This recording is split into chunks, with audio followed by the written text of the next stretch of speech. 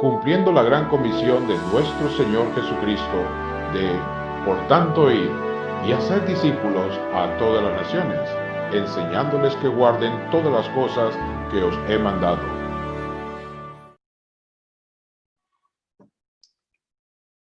Hoy sí. Bueno, buenas noches, hermanos. Que Dios les bendiga en esta noche. Hoy tengo el enorme privilegio de traer la palabra de Dios. Así que he buscado un tema que sea propicio para estos tiempos, ¿verdad? Y el tema que tenemos para esta noche es paz en medio de tu tormenta, de la suya y de la mía. ¿Y por qué? Bueno, el pastor decía la vez pasada que junto con los problemas del COVID que ya teníamos, pues se nos vino una tormenta, la ETA, y bueno, ya saben las consecuencias que tenemos. Pero la palabra de Dios tiene muchas cosas por decirnos, así que en esta noche espero que juntos podamos ver qué es lo que Dios quiere hablar a su vida y a mi vida y compartir juntos la palabra de Dios. Hay una historia que a mí me encanta contar historias y traigo dos pequeñas historias, así que si alguien se siente aludido por ahí, pues, pues qué bueno que lo va a notar. Dice, eran entre las 3 y las 6 de la mañana. La tormenta arreciaba, la barca se zarandeaba, el viento era contrario. Los hombres acostumbrados a los mares tenían miedo. Sentían que perecían y morían. De repente, los hombres ven a alguien caminar sobre las aguas y dicen, un fantasma. Y se pusieron a temblar. Qué dramático suena. Esta historia no es más que una historia, no es una historia sacada de internet, ni de una película de Hollywood, ni es sacada de Netflix, ¿verdad? Es una historia que está en Mateo, capítulo 14, del 24 al 30. La pregunta que les hago en esta noche es, ¿ha estado usted en alguna tormenta? Hace poco compartía un video que compartió Sarita, la hija del pastor Puerto, de cómo sacaron a los abuelitos. Y no me imagino que es estar en medio de esa tormenta, así que contaré mi propia historia.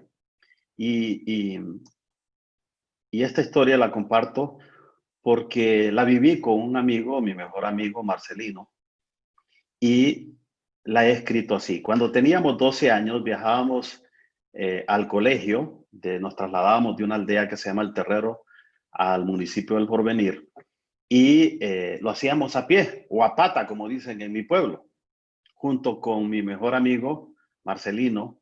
Hacíamos un recorrido de más o menos 12 kilómetros diarios. En verano el calor era terrible, 34, 35 grados bajo la sombra, ustedes se imaginan. Pero en invierno parecía que el cielo se derretía, muy similar a lo que hemos vivido con estas tormentas. De repente en aquel tiempo hubo tormentas fuertes y nosotros como aquí en la ciudad realmente uno está como bien abrigado en su casa, pero ¿se imaginan ustedes qué es caminar 12 kilómetros diarios para ir al colegio? Pues así eran aquellas grandes tormentas, pero lo más tremendo de esas tormentas es que había una tormenta que le dicen la tormenta de la Quebrada Grande. Había una quebrada que está cerca del pueblo que se llama la Quebrada Grande. Y es una quebrada que pasa vacía todo el tiempo. Pero cuando venía el agua de las tormentas que venían de las montañas, parecía que era el fin del mundo. Tronaba, arrasaba con todo lo que encontraba a su paso. Hoy que lo pienso, lo que era impresionante era lo que pasaba después de la tormenta. Esa quebrada quedaba vacía, sin agua, ¿verdad? Y en silencio. Y junto con esa calma podíamos ver el sol de la tarde, limpito, ¿verdad? Y la tarde se volvía fresca. Ahora, ¿saben una cosa? Después de la tormenta, todo era bonito, todo era maravilloso. Les he contado estas dos historias porque quiero que estudiemos los diferentes tipos de tormentas que usted y yo podemos experimentar y que al final trataremos de aprender por qué pasan y por qué y tratar de ver el propósito que Dios tiene en ellas. Así que vamos a orar en esta noche. Te bendecimos, Padre bueno, en esta noche, en el nombre de Jesucristo, nuestro Señor y nuestro Salvador. Gracias por el privilegio de permitirme estar aquí predicando, honor que me ha concedido el pastor Puerto. Gracias, Señor, permite que yo pueda exponer con claridad tu palabra para edificación de tu cuerpo, que es tu iglesia. En el nombre de Cristo Jesús. Amén. Ahora, tengo un par de preguntas en esta noche. ¿Cuándo fue la última vez que sintió temor? Es probable que muchas veces, y con este tema del COVID, más de alguna vez salimos corriendo, pensamos que teníamos y de repente era un catarro, una gripe normal. ¿Ha perdido un familiar? ¿Ha perdido un ser querido usted en este tiempo de esta pandemia? ¿Un padre, un abuelo, un primo, un amigo? ¿Ha perdido un negocio? ¿Ha perdido un trabajo? ¿Ha perdido su casa? ¿Ha perdido todas sus pertenencias? Ahora, la pregunta que uno se hace es, ¿estaría dispuesto a confiar esos temores a Dios? ¿Acaso se puede tener paz en medio de una tormenta? ¿Sabía usted que existen, bueno, no sé si existen más, pero me puse a estudiar y estudiaba que al menos en la Biblia habla de 3 tipos de tormentas. Las hay tormentas correctoras, las hay tormentas perfeccionadoras y las hay tormentas santificadoras. Ahora, ¿qué son esas tormentas? ¿Cuál es el propósito que Dios tiene a través de ellas para usted y para mí? Así que le invito a que juntos en esta noche podamos encontrar paz en medio de su tormenta. Ahora, traigo aquí ¿me habilita, hermano Pablo?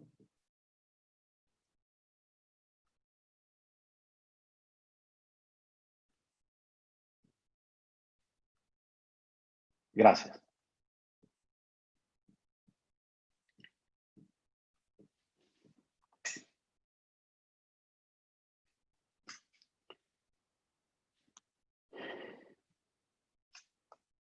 Les decía que hay 3 tipos de tormentas. Las hay correctoras, las hay perfeccionadoras y las hay santificadoras. Pero el tema es cómo encontramos la paz, ¿verdad? En medio de su tormenta o en medio de nuestras tormentas. La palabra paz viene de la palabra griega eirene, que significa, el término generalmente denota, dice, un bienestar perfecto. Incluye relaciones armoniosas entre Dios y los hombres. Es también una virtud fruto del Espíritu Santo. Pero sabe, dentro de la definición que encontré en un diccionario griego que tengo acá en la casa, me gustó esta definición. Dice, la paz no es ausencia de los problemas de la vida diaria.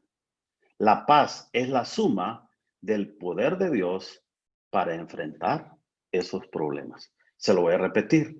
La paz no es la ausencia de los problemas de la vida diaria. La paz es la suma del poder de Dios para enfrentar esos problemas. Y yo creo que ese tipo de paz es la que debemos de encontrar en estos tiempos. Y ahora, el primer punto que vamos a ver es el punto sobre la tormenta correctora. Y el planteamiento es el siguiente. Si usted está fuera de la voluntad de Dios, Él permitirá que usted experimente una tormenta correctora. Pero, ¿qué es una tormenta correctora? Dice que es aquella que tiene como propósito corregir nuestra vida de desobediencia. Se lo voy a repetir. Dice que una tormenta correctora es aquella que tiene como propósito corregir nuestra vida de desobediencia a Dios. La fuente es la desobediencia a Dios y las consecuencias son el castigo o la disciplina que nos manda Dios. Le propongo un ejemplo. Dice el siguiente, dice, usted sabe, por ejemplo, que emborracharse es pecado. La razón es que usted no está cuidando el cuerpo, que es el templo del Espíritu Santo. La consecuencia podría ser, en un caso hipotético, tener un accidente de tránsito, dañar la propiedad de una tercera persona, dañar su propia propiedad, su propio vehículo. Podría ser perder su salud, consecuentemente perder su trabajo y tener pérdidas financieras. Realmente Dios ha permitido que tengan el accidente, sí, lo ha permitido. Por supuesto. Sin embargo, el causante de su desgracia, no está en Dios. El causante de su desgracia es usted, porque tomó y se emborrachó sabiendo que no puede conducir un vehículo en estado de embriaguez. De ahí la importancia de entender de dónde viene la fuente y al permitirla a Dios, qué es lo que realmente quiere Dios hacer en su vida. Veamos un caso de la Biblia. Y quiero que vayamos al libro de Jonás. El profeta está dentro de los profetas menores. Y vamos a irnos al capítulo 1, versículo 1. Yo lo tengo aquí en mi presentación. Y quiero que veamos qué es lo que pasó. Dice, vino la palabra de Jehová a Jonás, hijo de Amitai, diciendo, levántate y ve a Nínive, aquella gran ciudad, y pregona contra ella, porque ha subido su maldad delante de mí. ¿Y saben qué hizo Jonás? Dice la Biblia en el versículo 3 que Jonás se levantó para huir de la presencia de Jehová a Tarsis y descendió a Jope y halló una nave que partía a Tarsis. Pero Jehová, dice, hizo levantar un gran viento en el mar y hubo una gran tempestad tan grande que se pensó que se partía la nave. Cuando uno estudia el libro de Jonás se da cuenta, y cuando estudia la historia como un estudio normal, se da cuenta que esta nación, que esta gran ciudad, Nínive, ¿verdad? Era la capital de un imperio, y este imperio permanentemente estaba asediando y queriendo destruir a la nación de Israel. Y bueno, y en ese momento Dios le dice a Jonás, ve y predícales a tus enemigos. Y Jonás, por supuesto, se niega y desobedece a Dios. Y dice que los marineros tuvieron miedo y cada uno clamaba a su Dios con D minúscula. Y echaron al mar enseres de toda la nave para descargarla. Pero Jonás, dice, había bajado al interior de la nave, y en el interior de la nave estaba dormido. Qué tremendo, ¿no les parece? Estaba el hombre quieto. Entonces bajaron al interior y entonces le dijeron ellos, decláranos ahora por qué ha venido este mal, qué oficio tienes y de dónde vienes, cuál es tu tierra y cuál es tu pueblo. Y él le respondió, soy hebreo y temo a Jehová de los cielos, que hizo el mar y la tierra. Y ellos le dijeron, ¿qué haremos contigo? Para que el mar se aquiete, porque el mar iba embraveciéndose más y más. Y él respondió, tomadme y echadme al mar, y el mar se os aquietará, porque yo sé que por mi causa ha venido esta tempestad sobre vosotros. Y tomaron a Jonás y lo echaron al mar, y el mar se aquietó de su furor. Es importante destacar en esta lectura que todo lo que había sobrevenido a este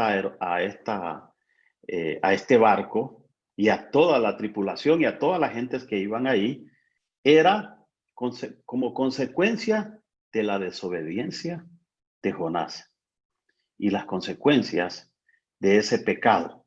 ¿Y qué pasó con Jonás? La Biblia dice que fue lanzado al mar y dice que estuvo en el vientre de un pez grande, no es una ballena como dice la gente o algunos que enseñan mal en la escuela dominical. La palabra de Dios dice que era un pez grande. ¿Cómo hizo? Dice que el pez se lo tragó y estuvo 3 días y medio ahí en el vientre del pez.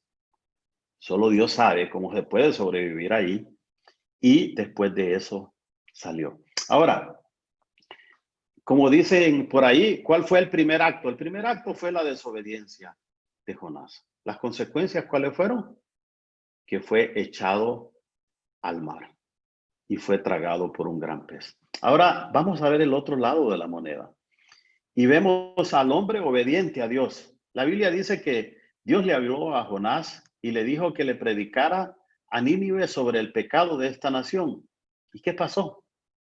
La Biblia dice que los hombres de aquella ciudad creyeron en Dios, proclamaron ayuno, se vistieron de cilicio, es decir, de negro, desde el mayor hasta el menor. Y la noticia dice que llegó al rey y el rey pregonó que en todo Nínive y en todo el reino, ya sea desde las altas autoridades hasta la persona con la posición más pequeña y sus animales, ¿verdad? Dice que la Biblia que se vistieran de cilicio y se echaran,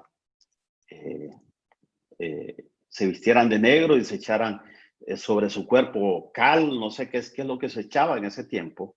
Y dice que hubo gran arrepentimiento. Y dice que una de las cosas que hizo el rey y dijo, quizás Dios aparta su ardor y su ira y no perecemos. Y vio Dios lo que hicieron, que se convirtieron de su mal camino y se arrepintió del mal que les haría y no lo hizo. Cuando no andamos en la voluntad de Dios, las consecuencias de nuestro pecado pueden ser desastrosas para nuestra vida y para la vida de nuestras familias e inclusive de una nación. ¿Usted no se ha puesto a pensar que esa tormenta estuvo frente a Nicaragua por un par de días, luego entró y aquí estábamos casi en celebración? Nos íbamos de vacaciones todos. Habían advertencias de que iba a pasar esa tormenta y a mí realmente me hubiera gustado, pensando en esto, me hubiera gustado que todos nos hubiéramos postrado como este rey y toda esta nación. Hubo un arrepentimiento y Dios dice que calmó su ira y no castigó a esta nación. Ahora, pero le podemos agregar a eso no solo el tema del arrepentimiento como nación, sino el problema moral que tenemos como país hoy. No solo hay una degradación moral, no solo en las autoridades, sino a todos los niveles. Decía un empresario que conozco yo, mis empleados no me roban, son honestos porque no los dejo robar. ¡Qué tremendo! ¡Qué tremendo! O sea, nos gusta señalar con el dedo a las autoridades, a quien sea, y quizás nosotros estemos haciendo lo mismo. He empezado a estudiar el libro de Romanos, he platicado hoy con el pastor, y qué tremendo ese capítulo 2, ¿verdad? Que Pablo cómo habla de cómo a la nación de Israel se le dio, ¿verdad? Se le eligió como la nación del Señor. Y dice la palabra de Dios que ellos hablaban de no pecar, cualquier pecado que fuera, que no robaras y robabas, que no hicieran ningún tipo de mal y lo hacían. Y dice ahí en el capítulo 2 de Romanos que dice que el nombre de Dios es blasfemado por causa de vosotros. La nación está terriblemente dañada. El liderazgo de la nación, y hablemos de liderazgo en todo, la clase política, hablemos de todo. El engranaje de esta nación está corrompido. Y Dios hoy nos llama a que nos arrepintamos. Dios nos ha mandado esta tormenta correctora para muchos, para que busquemos y que estemos en la presencia de Él. Dice, Dios nos llama a reflexionar y que entendamos que Él permite estas tormentas en su vida y en mi vida porque quiere corregirnos y que nos volvamos a sus caminos. Miren lo que dice Proverbios capítulo 3, versículos 5 y 6. Dice lo siguiente: confía en el Señor de todo tu corazón y no te apoyes en tu propia inteligencia. Reconócele en todos tus caminos y Él enderezará tus sendas. El propósito de Dios a través de una tormenta correctora en su vida y en mi vida es para que le busquemos y para que andemos en Él. Él quiere que reconozcamos que andamos en pecado y que nos volvamos a su senda. Y entonces Él enderezará ese camino que tengamos que recorrer. Esto me lleva al segundo punto, ¿verdad? Y es, si usted está en la voluntad de Dios, Él puede enviarle una tormenta perfeccionadora. ¿Qué es una tormenta perfeccionadora? Dice que es aquella que tiene como propósito perfeccionar su fe. Recuerde que en Hebreos capítulo 10 dice que con ese sacrificio hecho por Dios, por el Señor Jesucristo, una vez y para siempre, Él nos perfeccionó. Y dice que con ese sacrificio, dice que perfeccionó a los que santificó. Ahora, Él nos está diciendo que una tormenta perfeccionadora tiene como propósito perfeccionar su fe y que usted tenga un temor reverente ante la majestuosidad de Dios. Se lo repito, una tormenta perfeccionadora tiene como propósito perfeccionar su fe y que usted tenga temor reverente ante la majestuosidad de su y de mi Dios. El apóstol Pablo fue un tipo espectacular. Casi todo el Nuevo Testamento fue escrito, todas las cartas, ¿verdad? Fueran escritas por el apóstol Pablo, casi todas las cartas, excepto, bueno, ya sabemos, Pedro, las cartas de Pedro, de Juan, Judas y la carta a los hebreos. Pero Pablo tenía problemas serios.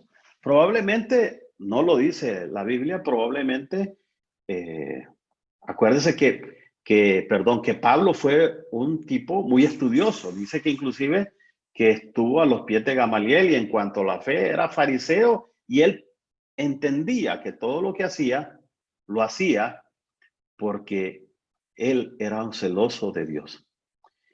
Pero dice que Dios permitió en su vida que le pasara algo en su vida a fin de perfeccionarlo. Y fíjense que eso está en primera en segunda de Corintios capítulo 12. Y dice lo siguiente: ciertamente no me conviene gloriarme, pero vendré a las visiones y a las revelaciones del Señor. Conozco un hombre, dice, si en Cristo, dice, conozco un hombre que en Cristo, que hace 14 años, si en cuerpo o fuera del cuerpo, no lo sé, Dios lo sabe, fue arrebatado al tercer cielo. Luego dice en el versículo 3, y conozco a un hombre, si en cuerpo o fuera del cuerpo, no lo sé, fue arrebatado, dice, al tercer cielo. Fue arrebatado al paraíso.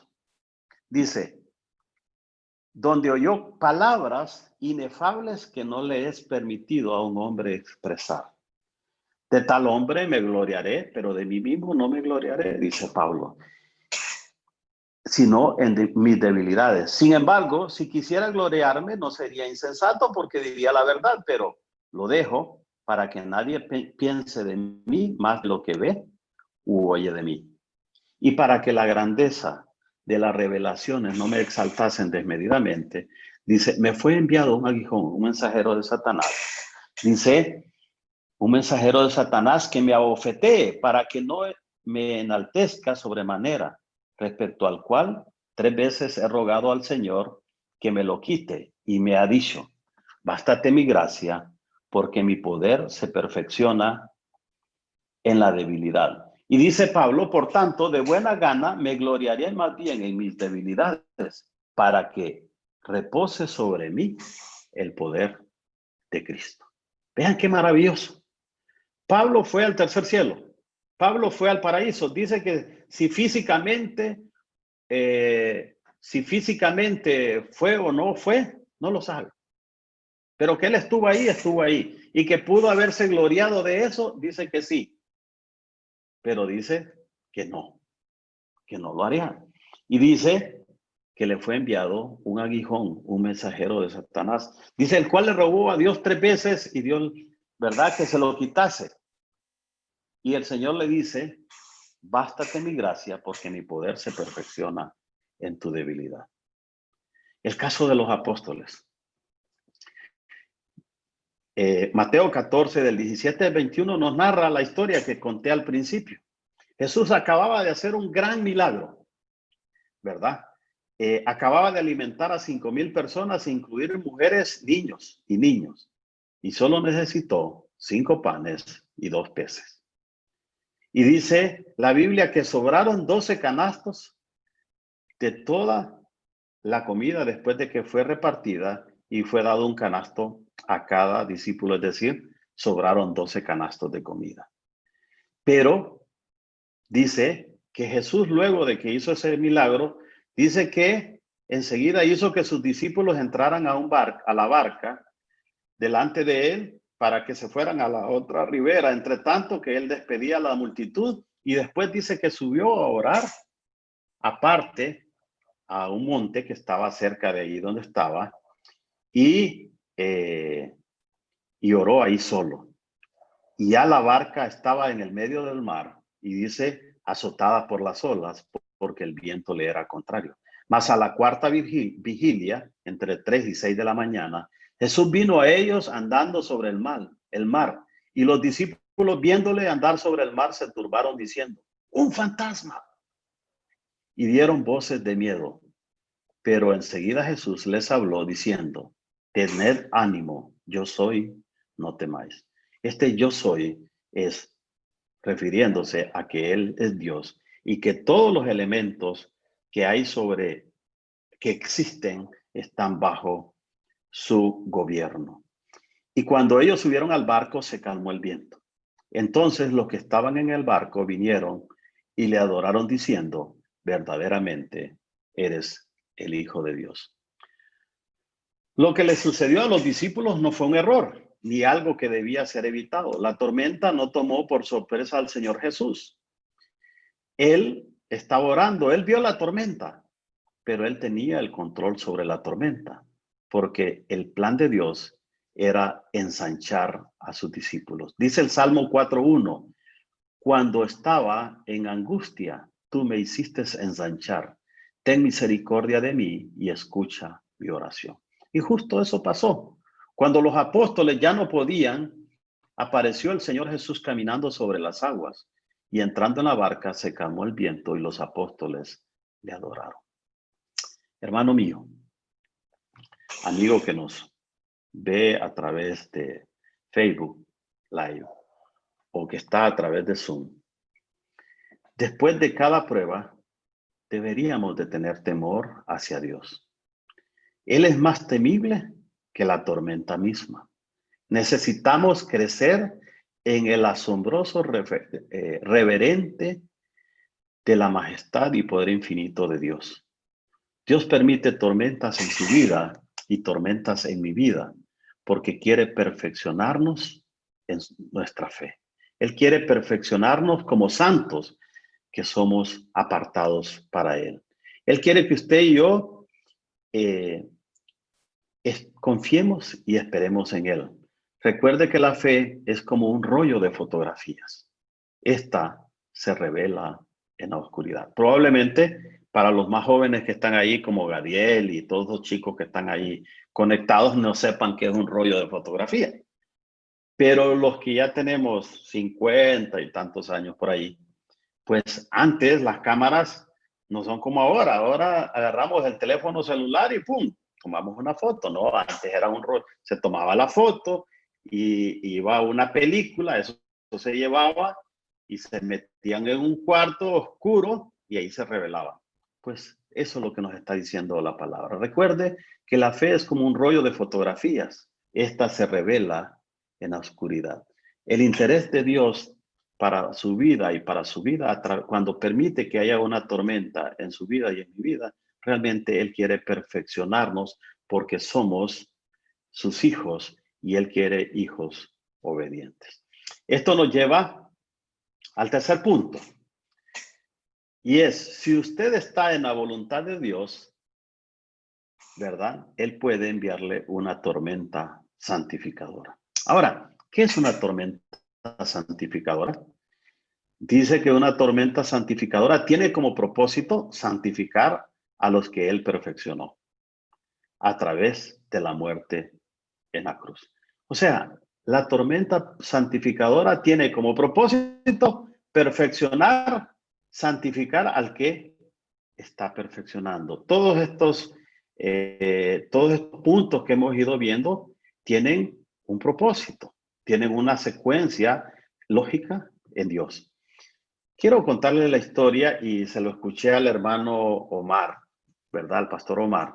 Y lo leí, por cierto, tenía el libro y no sé qué se hizo, no sé si se me inundó, pero es la historia de Adoniram Judson. Adoniram Judson fue un misionero bautista. Él tuvo el llamado de ir a Birmania. Se casó con su primera esposa, se llamó Anne, o Anak en español, y tuvo 3 hijos, y su esposa y sus hijos murieron. Se volvió a casar y se le murieron sus hijos y su esposa. Y se volvió a casar y se murió su esposa. O sea que tuvo 3 esposas y las 3 murieron. Fue encarcelado, estuvo con grilletes en una cárcel, fue flagelado y finalmente se enfermó. Y la misión determinó llevarlo de regreso a Estados Unidos para ser tratado de su enfermedad. En su travesía para ir a Estados Unidos dice que murió en el barco donde iba, y dice que la historia que hicieron toda la liturgia y lanzaron su cuerpo al mar. Cualquiera diría que la vida tan trágica de este hombre, ¿por qué la permitió Dios? La respuesta es simple. Este hombre no dependió de una manifestación externa de paz, pues siempre estuvo en dificultades y de todos los tipos. Lo que le pasó en realidad es que este hombre encontró siempre la paz de Dios en su corazón. Él tenía claro el propósito de Dios en su vida y así lo dice la historia. Pero, ¿cuál fue el legado de este hombre? Dice que el legado de Hudson es increíble, y aunque al principio no parecía tener sentido, pues en 12 años que estuvo de misionero, solo se convirtieron 18 personas. Usted se imagina, si este hombre hubiera tenido su mirada solo en lo que ve el hombre, era un fracasado en todo el sentido amplio de la palabra. Se le murieron 3 esposas, se le murieron todos sus hijos. Pasó la mayor parte del tiempo entre la cárcel, entre grilletes, y para colmo fue lanzado al mar porque murió y no pudo ser tratado. Pero súmele que en 12 años solo se convirtieron 18, y según la historia, los que se convirtieron eran los que trabajaban en la misión con él. Pero la historia no se queda ahí.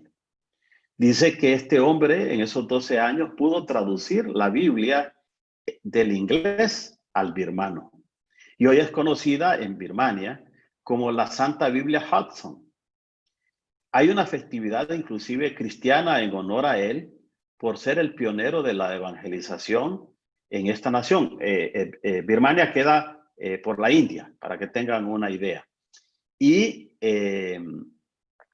se cree que el 3% de la población es cristiana bautista, según la historia. Yo no estoy agregándole si hay de otras denominaciones, pero si hacemos un cálculo, hice un cálculo, y más o menos 1.5 millones de birmanos conocen a Cristo por la obra misionera de este siervo. Ahora, agreguémosle otro elemento a esto. ¿Cuántas personas se salvaron a través de la historia?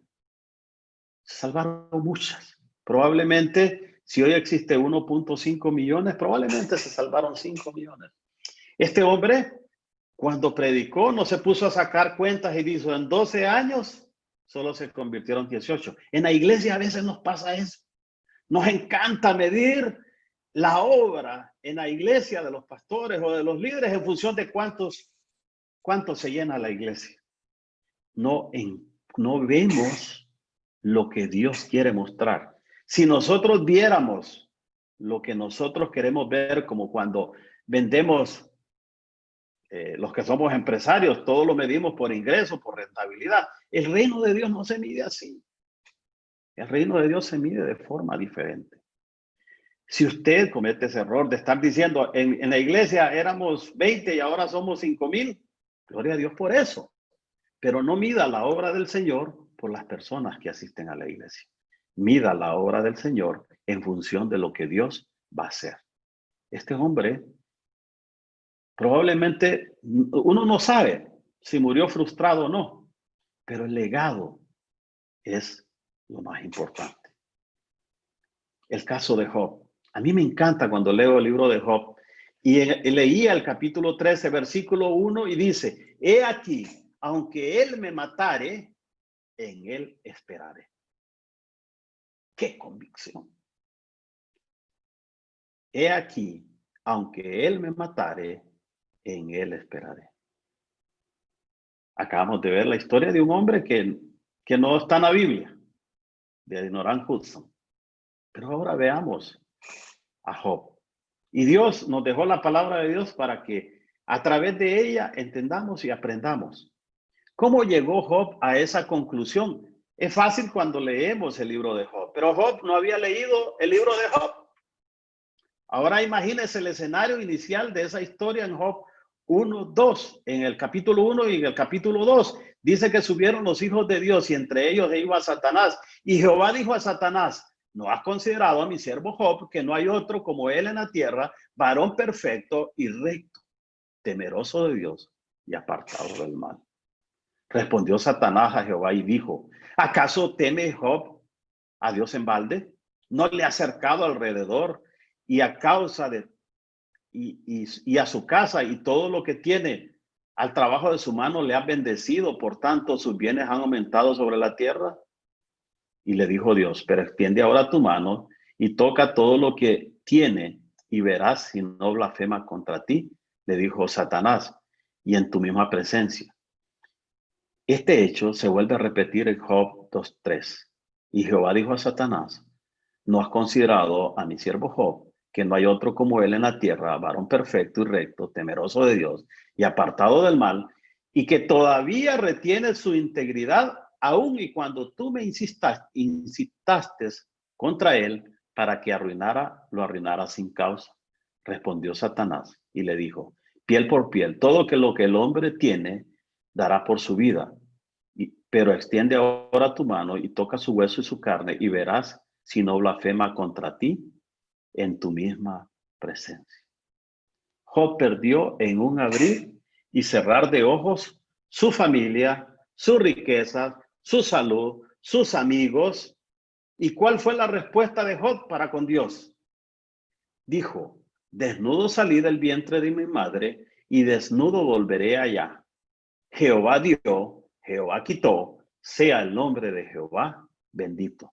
También dijo a su mujer cuando le dijo que se maldice tu Dios y muérete, y él dijo, ¿qué recibiremos de Dios? ¿El bien? ¿Y el mal no lo recibiremos? En todo esto, Job no pecó. Saben, no fue fácil para él. Sin embargo, él aprendió de Dios su omnipresencia. Job 38:41 dice, del 38 y al 41, capítulo 38 al 41, y dice, que Dios fue suficiente para Dios. ¿Por qué? Pues pasó del sufrimiento a una relación personal con Dios. La Biblia dice que Job le dijo a Dios, de oídas te había oído, mas ahora mis ojos te ven. Job había creído en un Dios. No habían escrituras. Job no había leído el libro de Génesis. Job no había leído el libro de Job. Él había escuchado de Jehová, de Dios, del Dios Todopoderoso. Y dice que inclusive si hacía una fiesta, ofrecía sacrificio, no sea que en medio del calor de la bebida, sus hijos pecaran contra Dios. Y entonces venía él, ¿y qué hacía? Ofrecía sacrificio. ¿Sabe? Job no conocía a Dios en vivo. Y cuando Dios se le presentó, fue maravilloso para Job. Dice, de oídas te había oído, mas ahora mis ojos te ven. Por eso es que Job dice en Job capítulo 13, versículo 1, él estaba en medio de toda su enfermedad. Dice que su piel estaba podrida hasta los huesos y hedía. Y dice, he aquí, aunque él me matare, en él esperaré. ¿Cuál es su dificultad en este momento? Sabe, yo hace un par de semanas estaba en una dificultad que ni podía dormir. Y hoy que me pongo a pensar y digo, qué necedad la mía. ¿Por qué me estresé tanto? ¿Sabe? Dios quiere que usted tenga paz en medio de su tormenta. Dios le permitió esa tormenta santificadora a Dinoral Hudson y a Job. Y se la ha permitido a muchos. Yo me imagino a los papás del pastor Puerto, al hermano, a muchos compatriotas ahí que se arrodillaron en medio de las láminas en la Planeta, en todas esas colonias que están ahí en San Pedro Sula que fueron inundadas. Y las permitió. La Biblia dice que a través de esas pruebas Dios busca santificarnos. La Biblia dice, sed santos porque yo soy santo, dice el Señor. Job llegó a tener temor reverente a Dios. Y ya no era el temor a un Dios desconocido. Ahora era un temor reverente a un Dios conocido.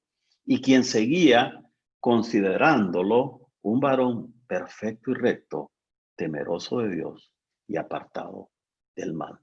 Ahora, yo le pregunto a usted, ¿le gustaría que Dios le dijera varón perfecto y recto, temeroso de Dios y apartado del mal? A mí me gustaría. Bromeando ahí en la oficina les decía, pero sin las pruebas, ¿verdad? A todos nos gustaría sin las pruebas. Pero Dios permite y ha dejado escrito en la palabra, en su palabra santa, todas estas historias y relatos bíblicos para que aprendamos. Quiero terminar porque me quedan 3 minutos, 2 minutos y medio, con 3 conclusiones. Primera, Dios te llama a reflexionar y que entiendas que Él permite estas tormentas en tu vida porque quiere corregirte y que te vuelvas a sus caminos. Las tormentas correctoras tienen ese propósito, corregirte. Ustedes se han fijado cuando los niños empiezan a caminar, ¿verdad? Que van así rectecitos, se van del lado y entonces vamos los papás detrás de ellos y los enderezamos. Eso quiere el Señor. No nos compliquemos, no busquemos llegar a tener un conocimiento de doctores en la palabra de Dios para aplicarla. Entendamos que Dios quiere que aprendamos la palabra para ponerla por práctica, para corregir nuestros caminos. La segunda cosa, necesitamos crecer en el asombroso temor reverente de la majestad y el poder infinito de Dios. Dios nos permite tormentas perfeccionadoras en nuestra vida porque quiere que nos perfeccionemos en su fe. Finalmente, Dios le permitió una tormenta santificadora a Don Irán Hudson, a Job y a muchos hermanos allá en San Pedro Sula, porque Él está en el negocio de la santificación. La Biblia dice, sed santos, porque yo soy santo, dice el Señor Dios Todopoderoso. Que el Señor les bendiga. Vamos a orar en esta noche. Te bendecimos, Padre Celestial. En el nombre de Jesucristo, nuestro Señor, nuestro Redentor y nuestro Salvador, alabamos y bendecimos tu nombre por tu palabra santa, Señor. Gracias por hablar a nuestros corazones a través de la Biblia. Gracias, Señor, por enseñarnos que el propósito tuyo es corregirnos, perfeccionarnos y santificarnos para honra y alabanza de tu nombre. Amén. Que Dios les bendiga, hermanos, en esta noche, y gracias por el hermoso privilegio de estar al frente de ustedes. Que Dios les bendiga ricamente.